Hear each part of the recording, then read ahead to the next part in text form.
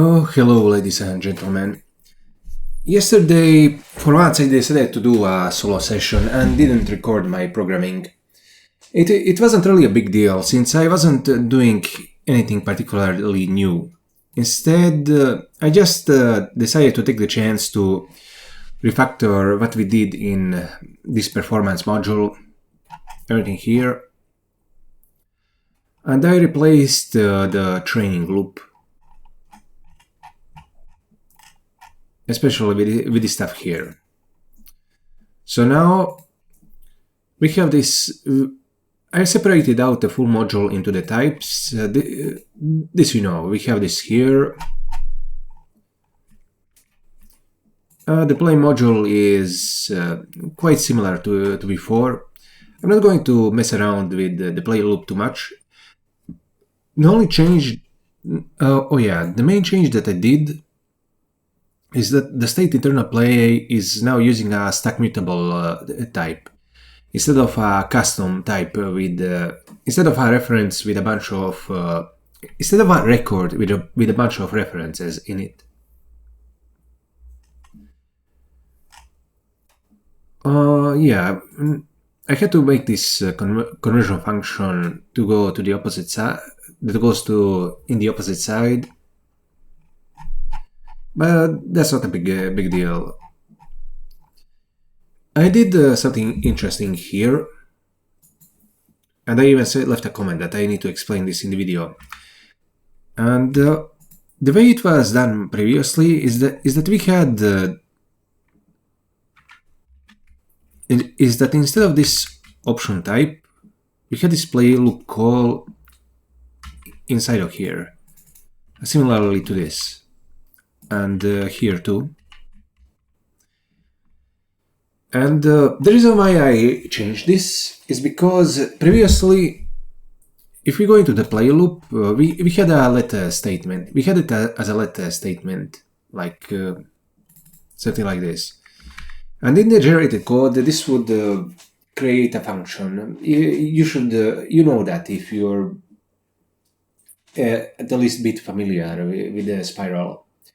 But the problem is that on the GPU, the Cuda compiler will end up just inlining everything. And when I studied the code, I realized that this pretty much doubles the number of instructions from 12,000 to 24,000. So over here, I had the chance of either we could have just done like something like no inline play loop, and that would have instructed the Cuda compiler not to actually inline it. But one thing I've realized is that these no inline functions are pretty inefficient. And it's a lot better to actually use something like an option type, and then just run the function after this main pattern matching part. So that's how we do it. If we need to call the play loop after this, we just return the game node from the branches here, and I don't have the cursor here and here, and then we call it. And in the output code, this play loop will be generated after at the end of this function. I also got rid of the neural network model loop, and in the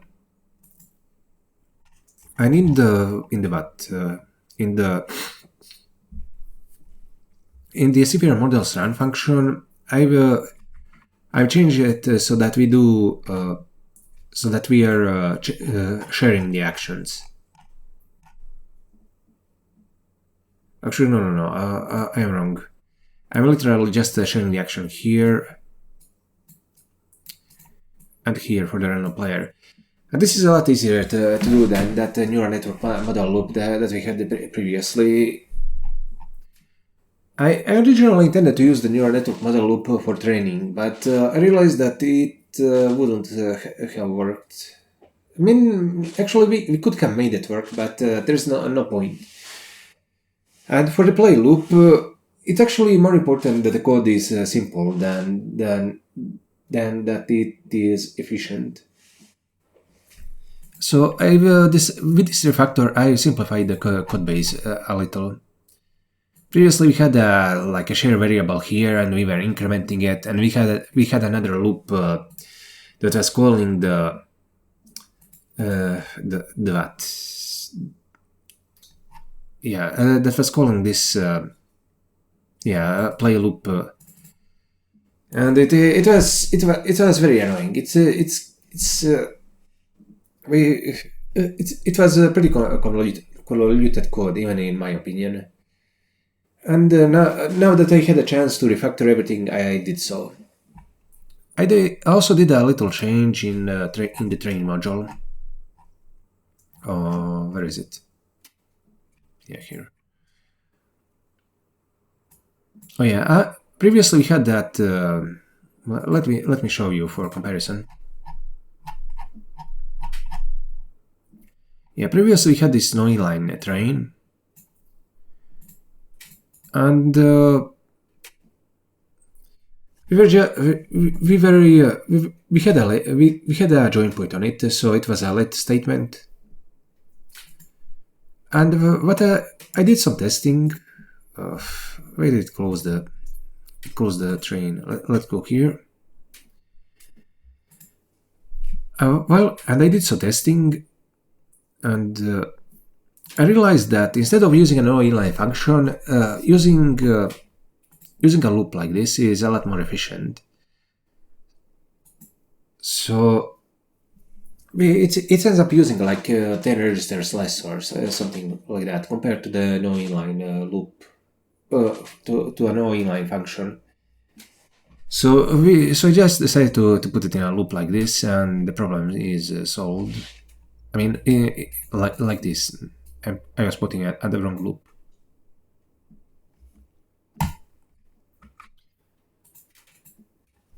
And yeah, I haven't really implemented any new functionality. I just moved some things around and streamlined the code base so it's easier to understand.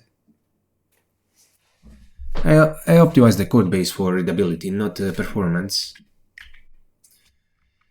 And with that, we are done with Leduc. What we're going to do in this video is work on NL Limit Holdem. First of all, in NL Limit Holdem, we don't even have a train loop. We just have this. We just have the game implemented, and we're going to start by doing the same kind of refactor that we did in the Leduc game. We're going to get rid of this network model loop. We're going to make it so it's the same as this one. And then what we're going to do is actually implement the training loop for NL Limit Holdem. We're going to modify the front end, the back end, pretty much everything that's needed. And after that, we're going to be capable of training an agent using the counterfactual regret algorithm.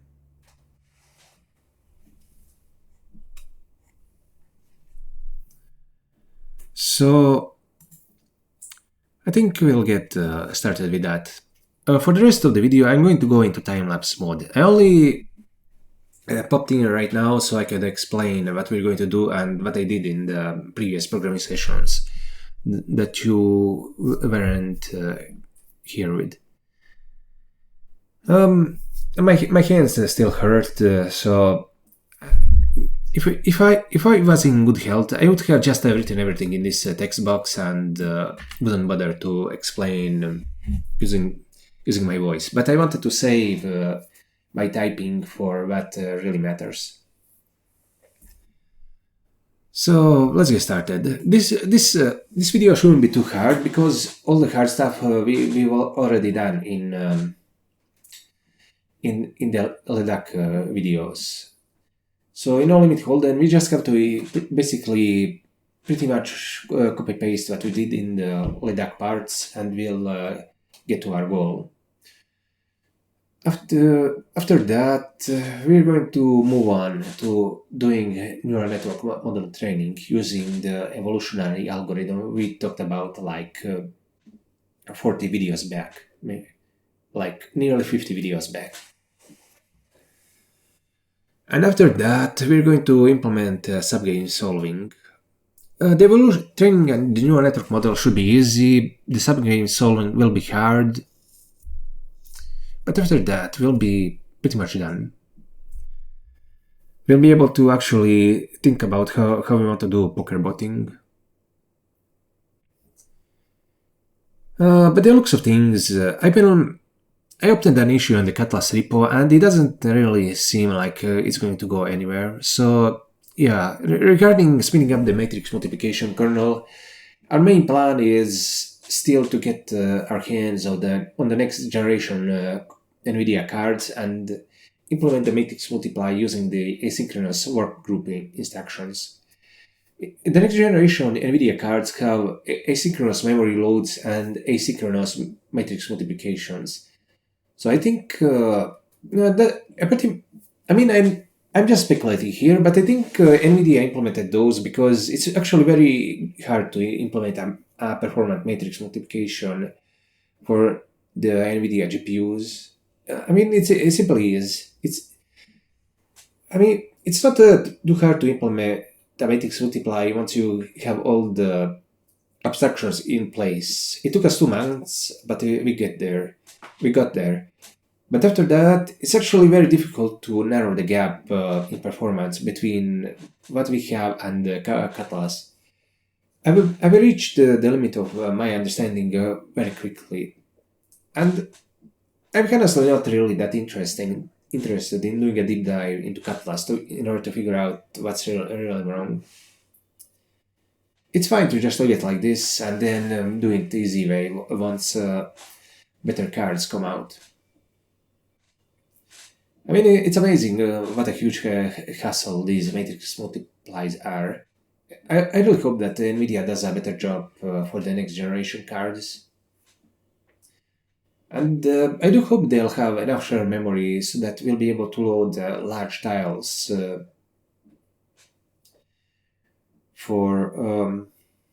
probably won't have enough memory for us to do what we are doing here, which is loading most of the data into registers.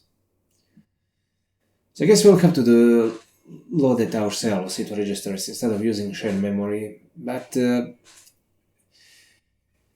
We'll get through this. Don't worry. I'm just saying this for my own benefit. I'm the one who shouldn't worry, since I'll be doing the work. We can get that done with some time, with some expenditure of time. And the time is something that I have. Lately, I've been playing Cyberpunk, and I'm really into it. So it's kind of difficult for me to actually start today's session. I'd rather just play video games instead of doing programming.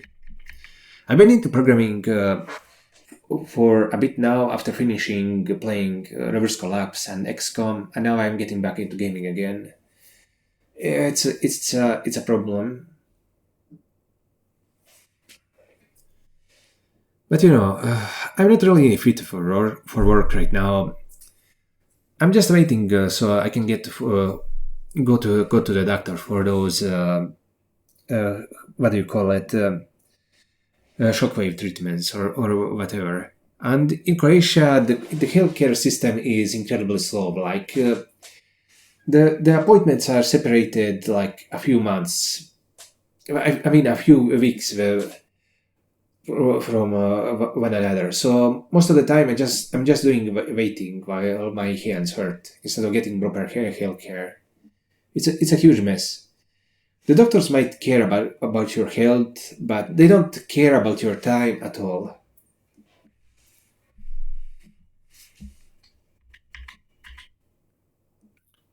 And a lot of the time, they're pretty incompetent too. So enough complaining. Let's go into a time lapse. Enjoy the music. I think I'm going to put the rest of the Stellar Blade original soundtrack in here.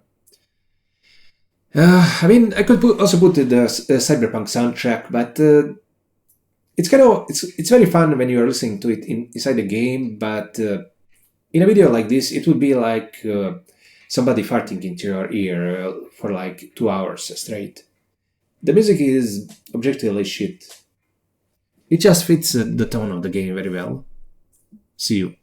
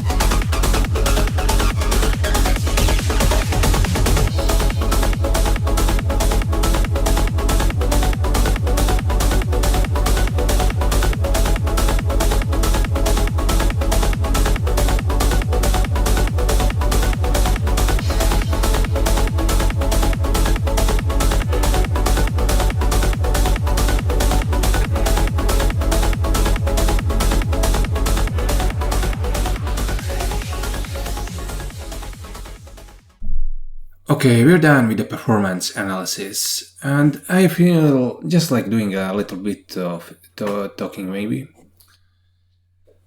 So I wrote a summary here in case you don't want to watch the full video. So for the testing that we've been doing, we had about I don't know 64 loops, and we calculated that the total number of played hands, if we multiply the number of loops by the number of threads, ends up being close to 400,000 hands. And over here, this milliseconds is how long it takes to play out those hands. And if we divide the total number of hands by the time it takes to run this, we get the number of hands per second. So this Rando versus Rando, this is just the random player versus the random player without ever touching the machine learning library. And as you can expect, this is the fastest. Since it's not doing the matrix multiplies, it's not really reading and writing to the global memory. It's not running the tabular CPL algorithm or the binarization algorithm before that. So this is mostly a test of how fast the game itself is running. Of course, we are generating random actions and so on, so that's some overhead, but it's still all in registers. So this is lightning fast. If this would end up being like 49 million hands per second, or 49,000 hands per millisecond. It's very fast. If we got this kind of figure with the full machine learning library, I would have been extremely happy. So after that, we tried putting some things back into the kernel. Like we were testing, let's see. We were testing specifically how much the path calculations, like how much adding the total, how much adding the rewards to this output tensor here, and also this thing is basically how much overhead that adds to the whole thing. And it adds quite a bit, because reading and writing to global memory is slow. It adds like 4.5 milliseconds. But of course, when we go to the other extreme, with everything turned on, with the machine learning library, this is like the full kernel with everything turned on and nothing disabled. We get 535 milliseconds, which ends up being 734 hands per millisecond. And that doesn't end up being like 734,000 hands per second. Which arguably, it's passable, but I'm not that happy with this result, even though I have to accept it. We can't really improve it significantly without necessarily speeding up the matrix multiplies. And the way to actually speed those up isn't to make a better matrix multiply kernel, but to change the architecture to a recurrent one. Right now we are using a feed-forward neural network, which has a very large input layer. And if we switch to a recurrent neural network, the matrix multiplies would become a lot faster. So we are going to be doing that in the future. In terms of the ML model, we are simply using a linear network. Well, let me show you here. Yeah, we have the input layer, and then it's just followed by this matrix multiply, and then we use this binarized kernel to turn that into a world ID, which is an integer, and then that gets passed into the counterfactual regret algorithm.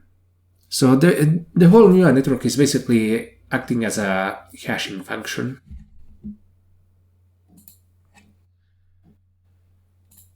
After that, we started trying out. We started disabling stuff in the ML library, and since we only really have the matrix multiplies, we tried disabling those and got a lot better performance. Like we got 125 milliseconds, which ends up being 3145 hands per millisecond. Which is a lot better. I wish we could have gotten performance like that, but we aren't so lucky. This test with the updates disabled, that suggests when we disable, when we go into the performance and get rid of apply updates and calculate updates. And those updates ensure that the counterfactual regret updates aren't being applied. And we get a better performance from that. But as you can see, the majority of the machine learning library runtime is taken up by the matrix multiplies. And this is basically this test, but with the input serialization disabled. In case you're wondering, that's this thing here. Let me just find it. We go here, and this is where we are turning the game data, and we are turning that into a binary vector. We just uncommented out this. And of course, if we do that, the machine learning library won't be getting any inputs, and the results will be wrong. But we're just testing the performance here. And this kind of figure is roughly what we'd get if... Actually, I put the estimate at 15 milliseconds, but let's just make it... Let's just say it like this, that we'd get around 60 milliseconds for tabular CFR with a primitive hashing function, because we wouldn't be doing binarization based on data in global memory, but instead we just we'd calculate the whole ID in registers using some primitive hashing function. And we do actually have one in the, let's see, in the core library, like we implemented it in real core. We just, the way it works is that we just, where is it? Hash. Oh, actually we don't have it here. We do have it in the old library. Okay, let me show you that really quickly. If only I could find it. Okay, here's the old core library. And if you go into the real core and to the bottom, oh yeah, this is the hash. And it has a pretty similar structure to equality. We just, if we have an integer here, like, actually no, not this, but yeah, if we have this primitive here, then we call the individual hashing function, and then we multiply that with the existing seed. So it's just a fold through the structure, and we do a multiply with the integer. And in practice, since the integers are so common, we tend to shift them so that the 0 is actually the middle of the range. It's kind of like subtracting it by something like a billion and then multiplying that by the seed. That's how it works in the spiral library. It's a pretty simple way of calculating the hash. It's very fast, but it cannot be adapted to anything. I won't really go into I mean, I don't know myself how proper caching works, but you can do pretty much any kind of way to cache a number. In fact, the number generator that we are using is a hashing function itself. We could be using even that to do the hash. We just initialize it with the input sequence.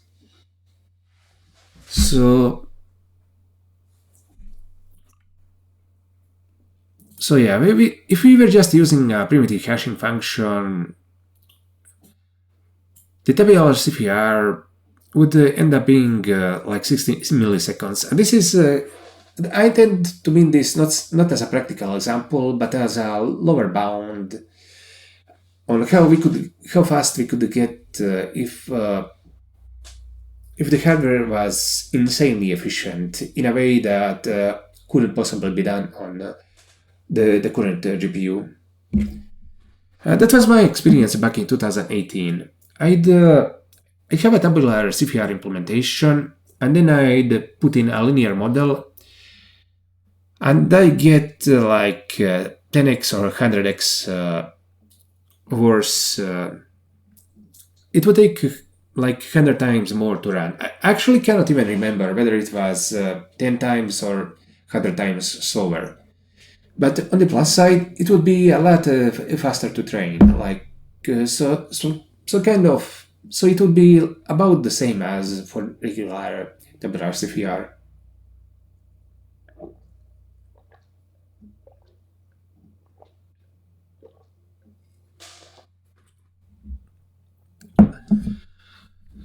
The reason why it's 60 milliseconds is because the tabular CPR has to read and write to and from the global memory,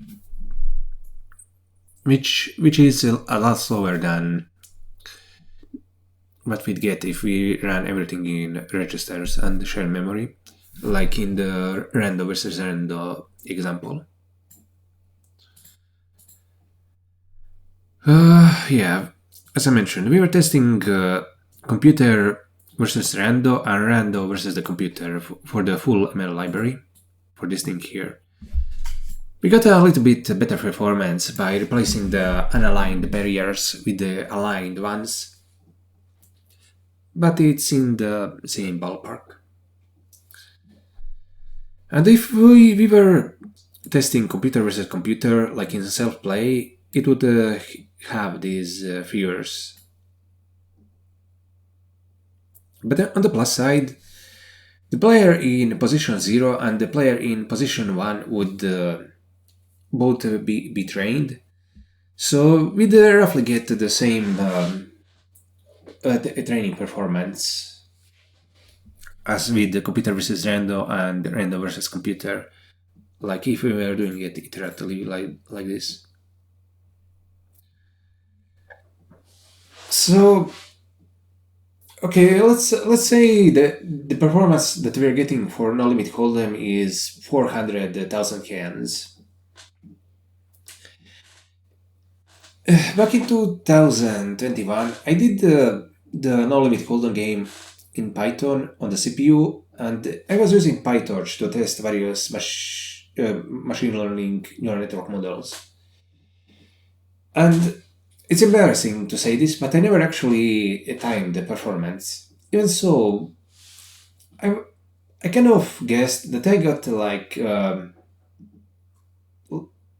something like between 10,000 and 50,000 hands per second.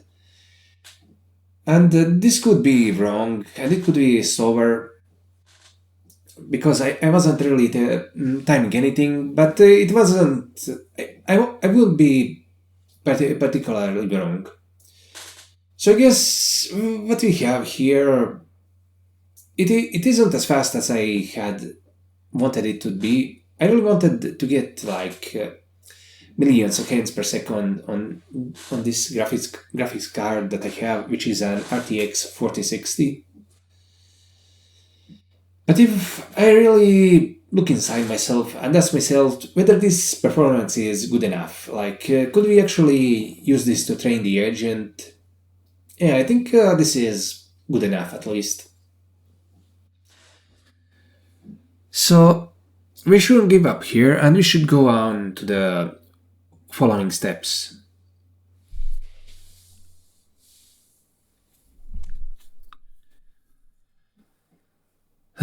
Yeah.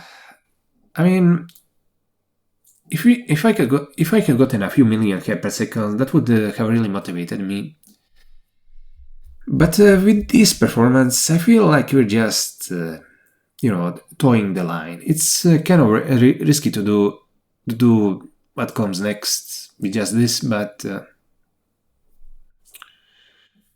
we're going to have to take those risks. With such good programming, like what we were doing here is amazing in my view. Like, I think this code is pretty beautiful. Everything that we have done here is the kind of programming that would astonish my past self. If I could show this library to the me in 2021 and the me in 2018, they would be definitely impressed. So it's really a pity that the hardware that we have here is so crappy.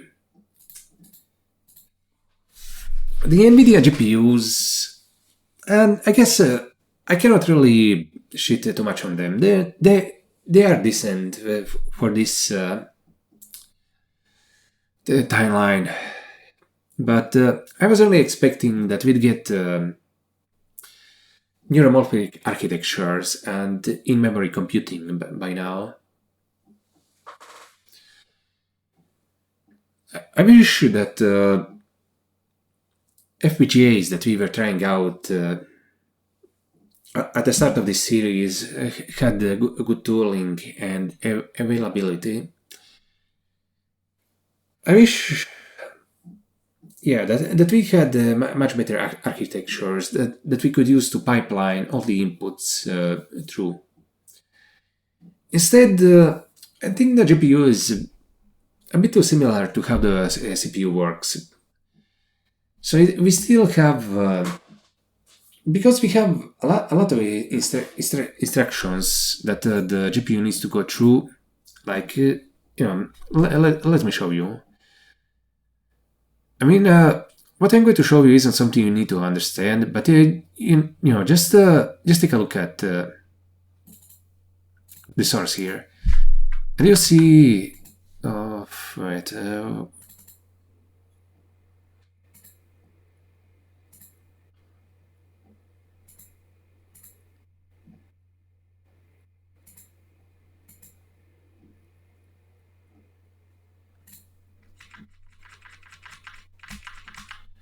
Okay, I'm kind of surprised that it's not inlining this, but you can kind of tell that this has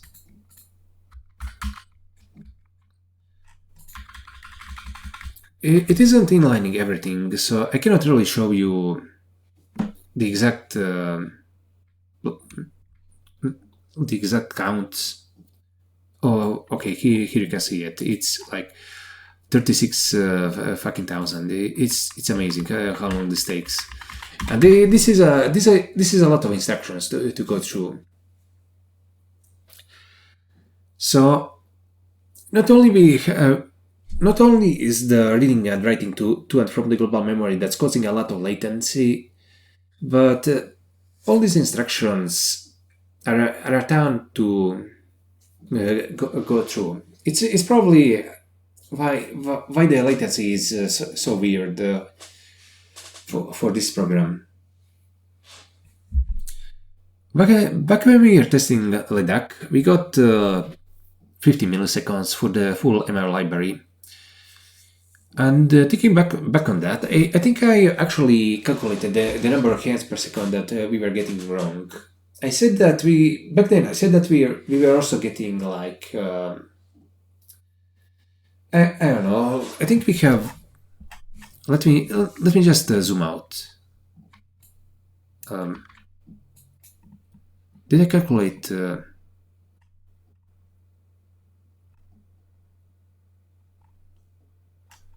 Let me just pause here.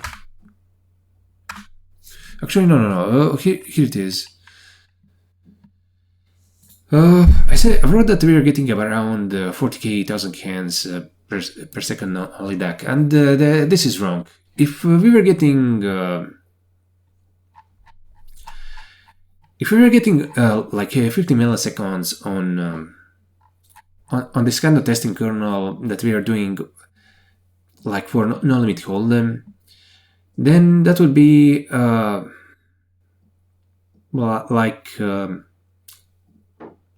or 8 million hands per second, which is pretty fast.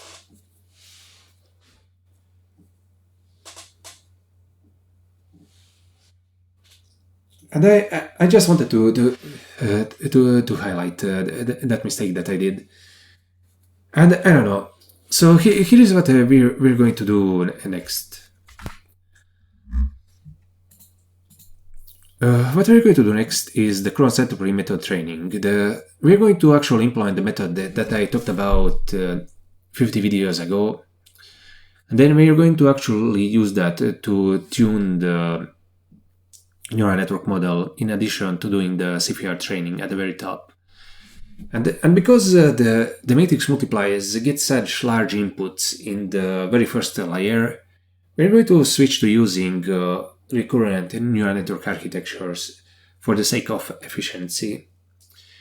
Generally, recurrent neural networks are hard to train, but that's only using gradients. With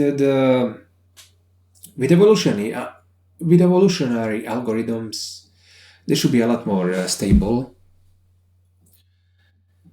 And yeah, so sorry for not really being enthusiastic.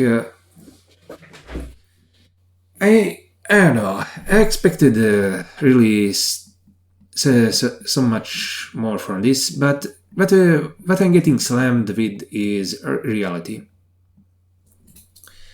The only really bright spot that we have in all this is if we get some positive feedback after we do these two parts,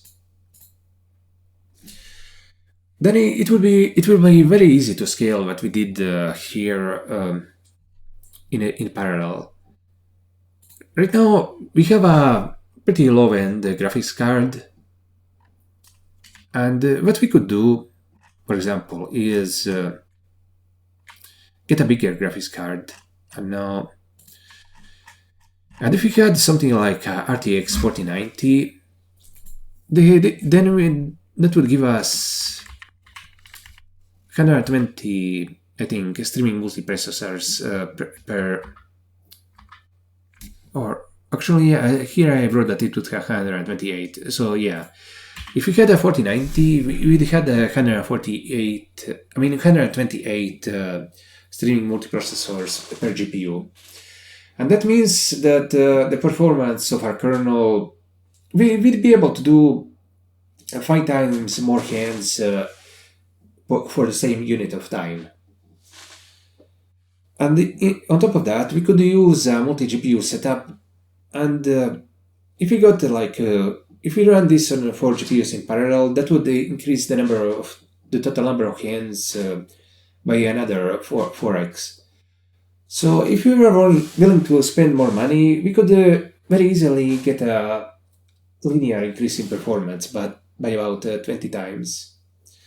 We could, of course, even go for bigger multi-GPU setups using data center cards, but who's going to spend money on that? If you look into something like vast AI, over here you can rent GPUs on demand. And we have, we can take a look at the prices here. And they come like down quite a bit. The last time I looked at this, a single 4090 was about this amount. So compared to something like a year or two, I don't know, a year ago, let's say, the prices have. So we could rent something like 4x, yeah, 4x 2090 setup for $1.50 per hour. Could we even rent something like, oh yeah, we could even rent 8x. Oh, this is pretty interesting.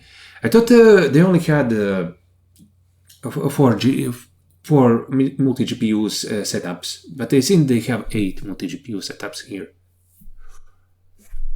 What about this? I never really. Yeah, they didn't have this last time, I think. But they even have 9x 4070s. Oh, they have 12x 4090s. I didn't even know that this was possible. They definitely added new features to this marketplace. They added new offerings, I mean.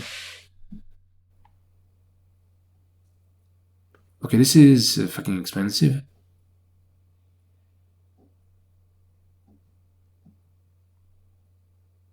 Oh, this is pretty cheap.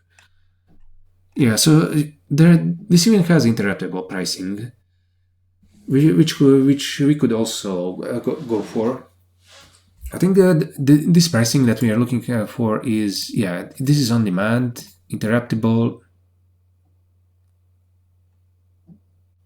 Yeah, we could. Well, we could get actually get 12 4090s for $2 an hour.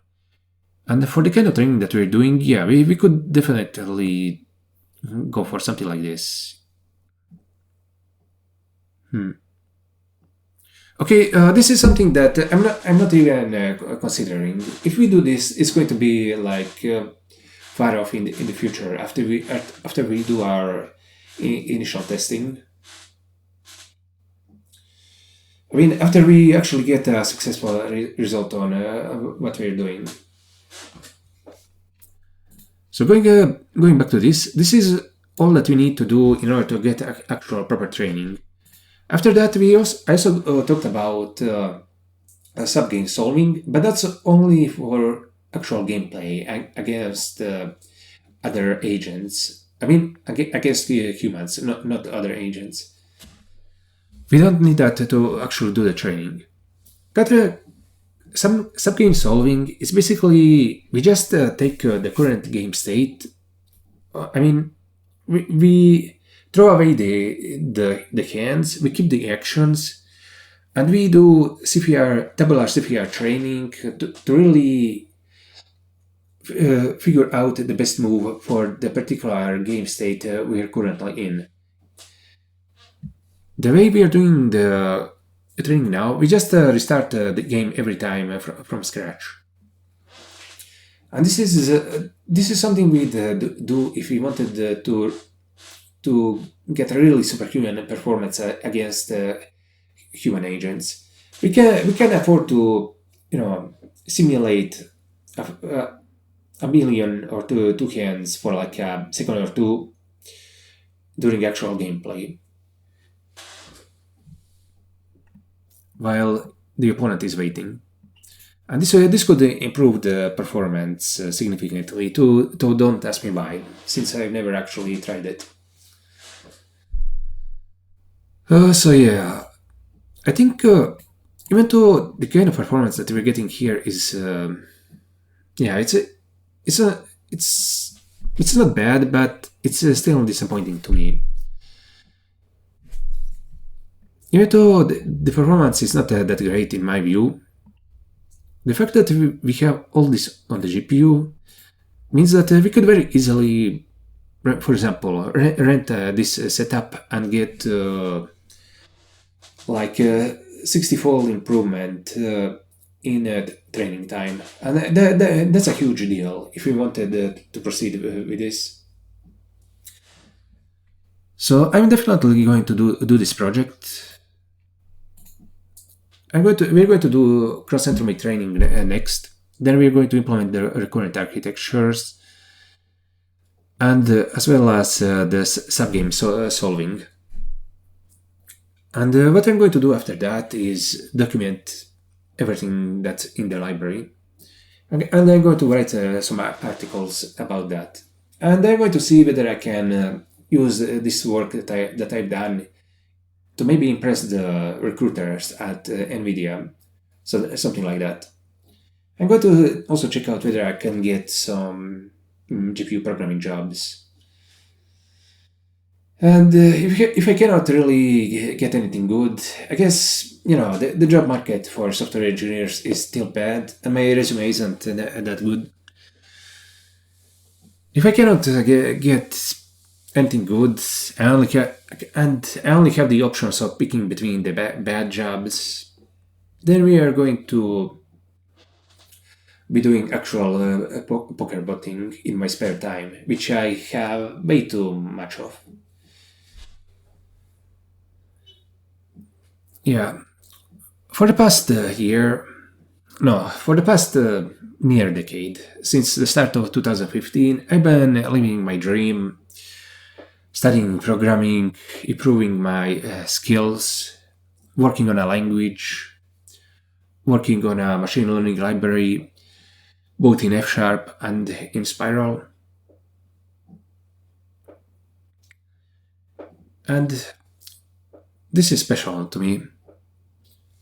And what is happening right now is that I'm starting to wake up. And I need to start putting money where my mouth is. I've been dreaming about making these poker playing agents and going beyond them to pursue the singularity. But now that I have this, I actually need to do something in the real world to prove that there is a point to my programming skills. If I'm do all this, if I make the pocket agents, then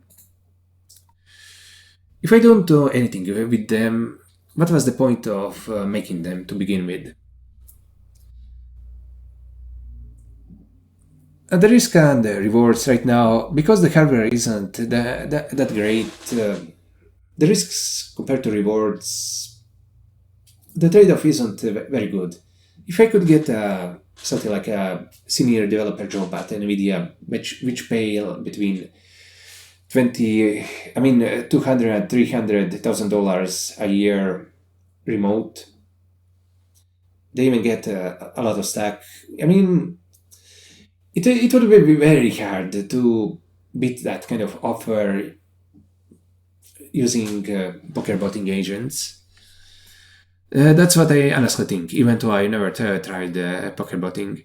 It would be a lot less work for a lot more pay.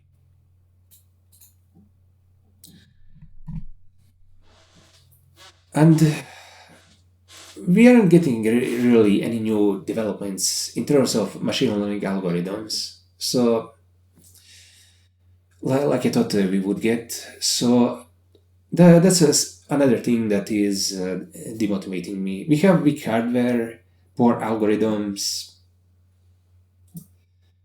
The job market is poor. So it's kind of hard to really stay awake in this kind of environment. That's the current situation. And I do hope that at the very least I'll be able to get over my repetitive strain injury in my hands once I go through the shockwave therapy. I've gotten some really bad repetitive strain injury a year ago, and I've been messing around with the doctors, going back and forth. They're just those fucking idiots are just wasting my time. Even though they care for my health, they don't care about my time at all. They don't know what's going on at all. And I finally went for an X-ray, and they found some calcificates in my shoulder. So that's probably the reason why I am getting the RSI. Yeah, and once my health improves, hopefully my motivation to do programming will improve as well. Until then, I'm just going to keep playing video games and do programming like I have been doing up to now. Programming is the only thing that I really have in my life. So even if I am not doing it 12 hours or 8 hours a day, but merely 4 hours a day, we're going to get to the end of this. There isn't actually that much left. Like the concept of method training and the recurrent architectures, I think we could do both in like a week each, pessimistically. The subgame solving will be difficult on top of that, but that's also like a week worth of work at most. The cross-entropy method we should be able to do in a few days. The same goes for recurrent architectures. And after that, we simply are going to move to doing training. We're going to let it train for a lot longer. Now let's end this rant here. And as the last thing for this video, we're going to actually train the CPR agent with what we currently have. Let's see. We have the train here.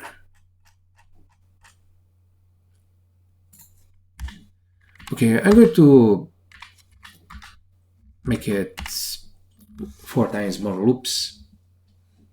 Actually, no, let's make it like 16 times more loops. Then we are going to... No. Actually, it should be in full. Sorry about that. Oh, no. Oh, yeah. I forgot that I factored everything out. Sorry about that. So basically, we are going to build this.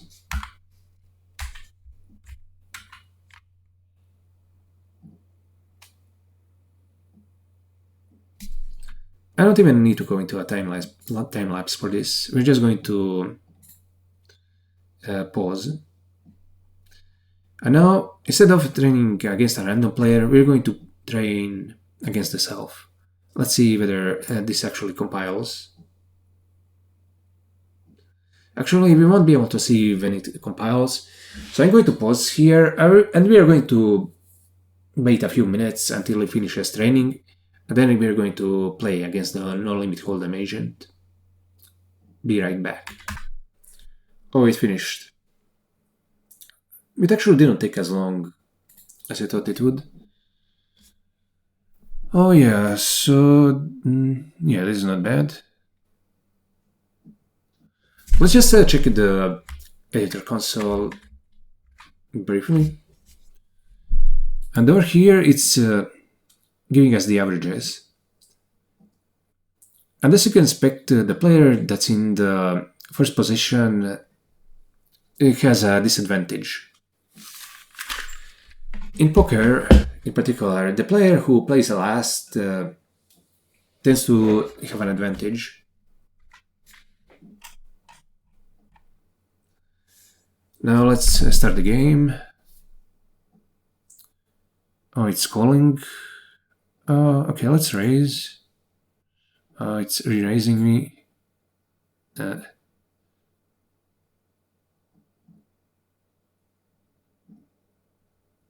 Okay, let's do something like an all-in here. Just to check whether it's doing something extremely stupid, like calling with the 7-4 on this kind of board. And it calls. It actually won because it got a flush. Oh, okay, let's... I went all in. It's going all in with this.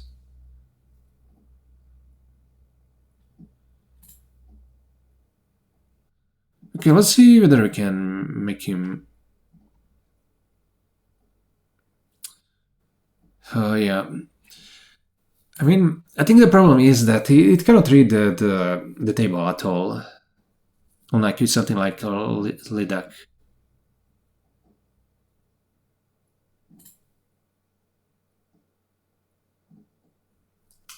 It's very aggressive. It actually got a pair here. Okay, let's go all in a few times. I'm just wondering whether it actually knows how to fold.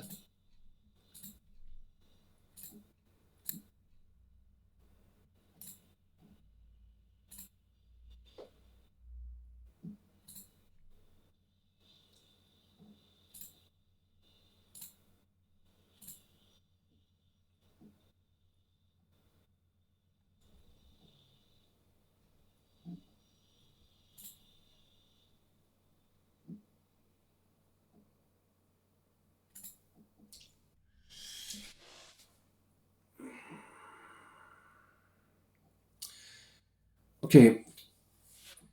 Yeah, this is very bad performance. It's nothing like you'd expect from an actual good player. And then this reminds me that if we go into the Sphere algorithm, let's see,